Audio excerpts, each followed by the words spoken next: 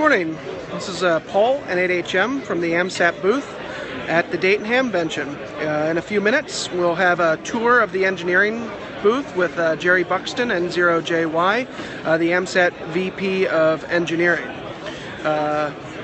So sit tight, and in a few minutes, we'll go live with Jerry.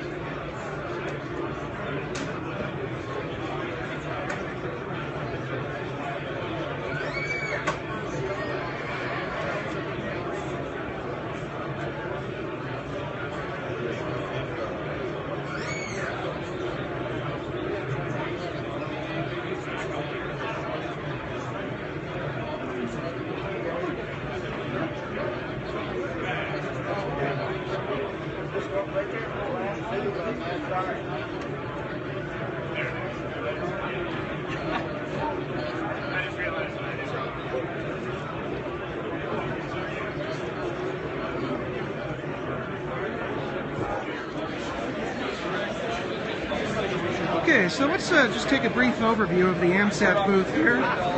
We have our satellite tracking software to display here with Mac Doppler on this computer.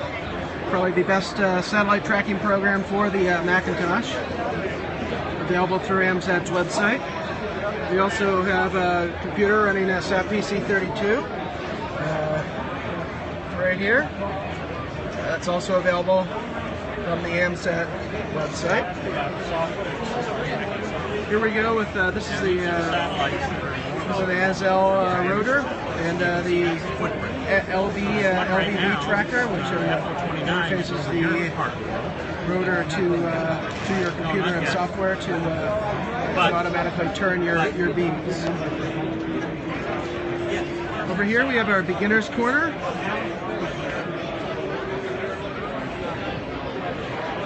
And some of the items for sale. Many of these items are also for sale on the AMSAT website, so please visit and buy your 2015 AMSAT swag.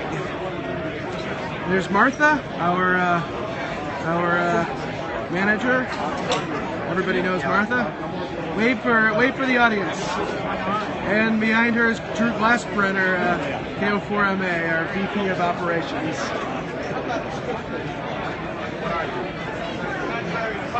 Jerry is currently giving a tour of the engineering booth, so once he's finished up with them, we'll have him give the tour for all of you out there.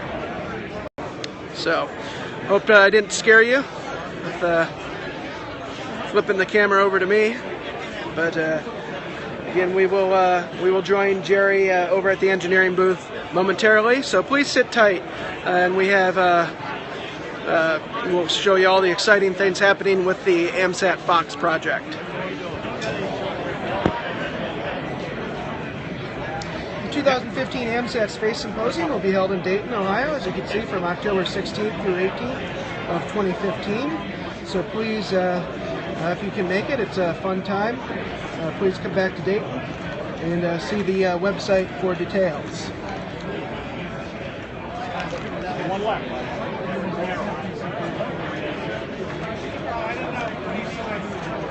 Another view of the booth here.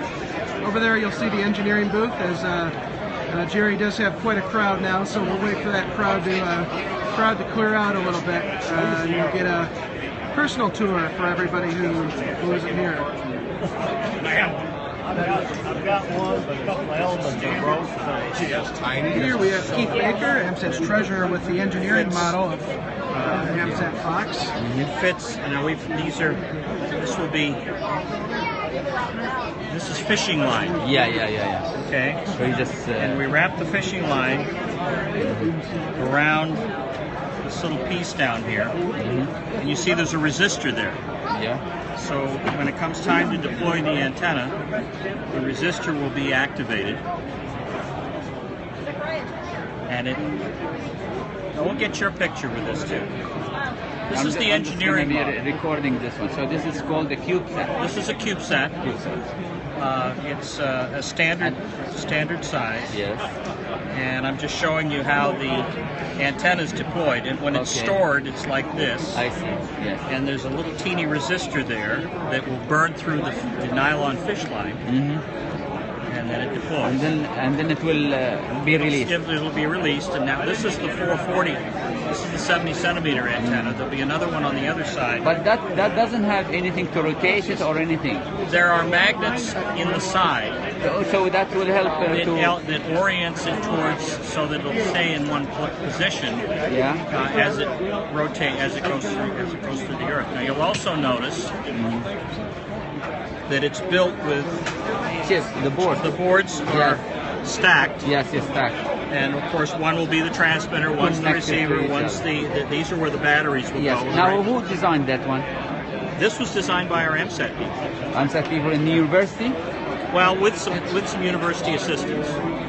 But the concept of this standard size CubeSat was the brainchild of one of our AMSAT members from years ago, and this now has become the standard for CubeSats. In fact, you can put 3 of these together. Some of the CubeSats have, they call them 3U. This is a 1U CubeSat. Some of the satellites now have 3 of them. They're talking about adding 3 more, so you have a 6U CubeSat. But they are all of the same power? Not necessarily. Where does power gets from? Solar? Solar. No, these are solar panels. Those solar panels. Yeah, this is where solar panels will go. This one doesn't have. But there's no solar panel. Yeah. Now, the other thing is when you look inside, this is the battery, and then there's usually 1 or 2 boards left over. We call that TSFR. This space for rent. This space for rent. So if somebody wants to do an experiment, like with a university or a college or something like that, we'll work with them. In fact, we're carrying a camera experiment. See the camera? From one of the universities on one. I believe our Fox 1C will have a camera. And then there's some radiation experiments. There's things that are going to be flying. But that's it. Fantastic. Yeah, it's amazing. Well, we can do this now because the same technology that's in that cell phone with all these little teeny chips. So, do you sell it? We don't. No, remember, this is amateur radio. Amateur radio. So we can offer the design. What we're hoping to do is once we have 1 of these or 2 of these in orbit, we're hoping to offer the design to some universities or to others, and they will pay us, because we're a nonprofit organization, they will either help us get a ride to orbit, or we may offer it for a small fee that they can take the basic spacecraft and then use it for whatever they want. The other thing we're hoping to be able to do is that even if it's a commercial type payload or a government payload, that we could negotiate with them to say, okay, you use the satellite for your experiments for a year or 2 or 3. And then we'll play with it. You give it to us in orbit. In orbit, Yes, and we go there. Yeah, well, this is great, Tani. What do you think, Tani, about the idea of having our AMSAT with our satellites, the sail to satellite? Is it similar? It's going to be bigger than this one. So this is the only receiving data from. No, it's a bent pipe transponder, FM, up on 70 centimeters, down on 2 meters. It's a crossband repeater. You have repeaters in Yes, you have repeaters. Yes. Okay, but they're on the same. There's 2 meters. So this is crossband repeater. It's a crossband repeater. But ours, no, it's actually communication. Is it ours also repeater? Yeah, I think Yeah, similar. maybe it's quite different. Smile. It's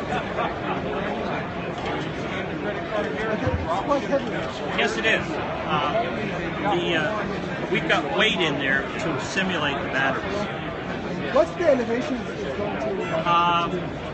I'm not sure the exact I'm not sure the exact height. They're going in a different orbit. What we call low Earth orbit, which would be somewhere in the order of 400 or 500 miles. And how long did it take? Well, the satellite, we're hoping we can have it active for at least 10 years. The issue becomes, if it goes beyond 25, then our country gets very concerned about space junk. Space junk. And you have to be able to bring the satellite How in. can you bring that? We won't. No, because that's it. it will decay on its own. How it will decay? 15 years, do 20 you years. think that the material will decay? It could. I mean, is there any research in? Well, that's part of our This is important, experiment. yeah. See, that's part of our Because experiment. if you can have it for 15 years and then by itself will decay, Yes. and then you know what kind of decaying is going to happen, That's and exactly how is it going to correct. happen? Exactly correct. And that's one of the things that AMSAT has done over the years, Yeah. is to do that. Now we have one satellite, Oscar 7, After 7 AMSAT, years. that was launched in 1974. Yes, yes. And it worked until about 1981. And then the battery died. Yeah. Okay? Everybody said, oh, it's no good, it's no good, it's gone. A gentleman in England was listening across the amateur satellite band of the ham band, and he starts hearing Morse code. And it's got a Doppler shift to it, which says it's got to be a satellite. Which one? It was Oscar 7. The batteries had opened, and now we were getting power off of the solar panels alone. Alone. So now when Oscar 7 is in daylight, it turns on and it operates. At night it At doesn't. night it doesn't work. Ah, this is And great. Yeah. the interesting part I think about this is part of the design. well, we are talking about doing that with some later of the Fox. Yeah, because- we call it the zombie mode. That if the battery dies, Yeah, it will it continue. will still to work if it's in sunlight. Absolutely. But the thing with Oscar 7 is it has now become the longest live satellite ever. It's outlived all of the other satellites. Satellites. Big satellites, little satellites, commercial satellites. It's still going. And that's on your frequency list Yes. that I gave you. Oscar 7. But you know Leo, we call them Leos. they have a lot of, because of the sun, Van Allen. Oh, the Van Allen, yes, radiation. So the radiation is really high in this area. So usually it shouldn't. You have get to have that way. radiation hardened So components. this is going to be closed. It'll be fine. You keep it open as this No, it'll be. We'll have a, to protect it. AMSAT cutter. Hi, I'm Martha, this is the Martha. AMSAT manager. She's the manager of our. Hi, Ma. Hi. How you doing? Ahmed Mahanadi. I'm giving them a lesson On the CubeSat. on the CubeSat. Unfortunately, Yeah. our VP of engineering, who started this project, passed away. Oh, I'm sorry. So we're going to fly his call. Under his name. Yeah, and it says in memory of Anthony Montiero, Yes. AA2TX. May you rest with the stars. Fantastic. So that's That's really nice to remember. Now I need to get your picture with us. Thank You you. want me to get your? Yeah, no.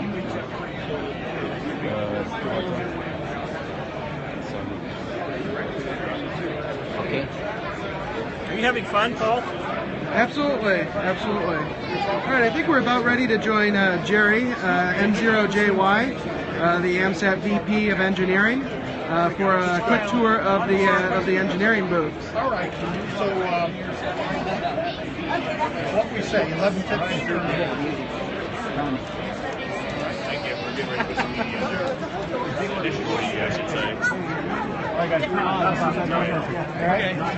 Okay, this is Jerry Buxton, N0JY, the AMSAT VP of Engineering. He's going to give us a tour of everything going on here at the engineering booth here at the Dayton Hamvention.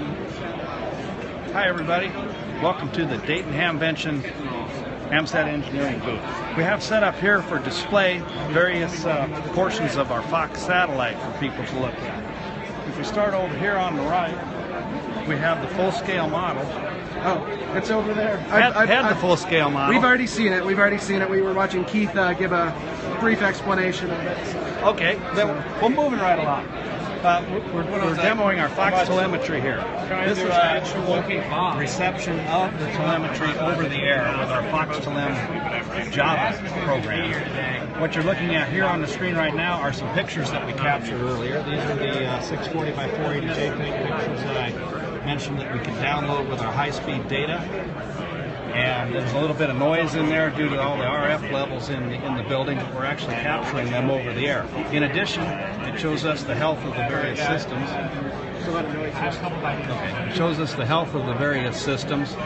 You can see that because I'll show you in a minute, the stack that we're running, there are several systems that are not showing any telemetry because we don't have a full stack with it. For example, the transmit temperature and receive temperature are correct because we have those in the stack. And then over to the stack, what I'm referring to when I say that is this engineering model. Actually, what we have, if you look at it from the side, on this breakout board we have the Fox 1A engineering model, transmitter, receiver, and IHU, internal housekeeping unit. Those are on the air on 435.18 uplink, 145.98 downlink, and we're transmitting the telemetry. You can talk through them as well. But we also took the camera card from the Fox 1C engineering model and attached it, and that's where the pictures are coming from that I just showed. Adjacent to this, we have the Herky experiment. This is the University of Iowa's high-energy radiation CubeSat instrument that will be flying on Fox 1D. This is their engineering model of it. It will be doing a mapping of the Van Allen belts, and you can see the little detector down in the lower right-hand corner of your picture there. There's more about that on the University of Iowa website, plus they supplied us a nice poster about the senior project for those who created the experiment. Over on the right of this, we have our Fox 1C. This is the actual Fox 1C engineering model. I've been working on at home, and I took it apart and brought it to show in an expanded display. So what you're looking at is the stack of the engineering model. It's made up of a lot of parts that came from the Fox 1A flight spare. At the bottom of the stack, this is the -Z end of the satellite, we have the transmitter, the 145.980 megahertz transmitter. Just above that is the receiver, 435.18. And then we have the IHU, which is the computer that controls all of the functions. It also takes your voice, digitizes it, and passes it back to the transmitter along with the slow-speed data under voice telemetry, and it also produces the high-speed telemetry. Next to that is the power supply unit that was flown on Fox 1A. That takes power from all of the solar panels. You can see some of the connectors on the sides here. There's one on each side for the X and Y panels, and then the Z panels come through the bus. And that keeps the system bus charged up as well as the batteries. The battery is next to that. Above that we have the Vanderbilt University Institute of Space Defense Electronics, Vanderbilt ISD, low energy proton experiment. Their controller card is first. This is in what we call the experiment's 1 slot. Above that is their low energy proton detection, which is actually basically static RAM that has been filled with a certain bit pattern that they watch for upsets and changes to that pattern. In the experiment 3 slot is where the Virginia Tech camera goes, but as you saw a moment ago, I have taken it out of the stack here and added it to our transmitter stack so we can look at pictures. And finally, in the experiment 4 slot here, this is actually just a filler board right now. There is no experiment flying in that slot, so it's a filler board with a slot in it for the camera to peek out. All of that fits when it's compacted together into this cube. You can see that it's 10 centimeters cube. This is the frame for it, and then we put the solar panels on the outside as you saw on the full-scale model there.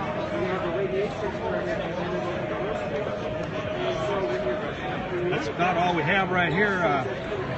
very happy to talk to anyone who comes by and wants to find out more about it. And I appreciate your time with that. Thank you. Mike, Okay. or Paul. Thanks a lot, Jerry. And in a few minutes, please join us outside the demo area for a transponder demonstration on AO73. That'll be coming up at 15:06 UTC, 11:06 a.m. Eastern Daylight Time. 7-3. This is Paul at 8HM. Want to do that? Actually, we do have the engineering model back. full-scale ready, model. The full-scale model back. Did you get to see how the antenna worked? Yes, we did. So Keith showed us how the antenna worked, and so we'll get a closer view of it. It'd been a long time since I did that. Of the stack all together. This is the solar panels have gold. The spin is imparted to the satellite in space by the differences in color. We have more gold on one side of the solar cells, and that's what's going to help induce the photon spin for the satellite. I guess that's all I can add if Keith showed it to you. So. Yep. Okay. Thanks a lot, Jerry. And again, join us in a few minutes for the transponder demo. 7-3, Paul at 8HM.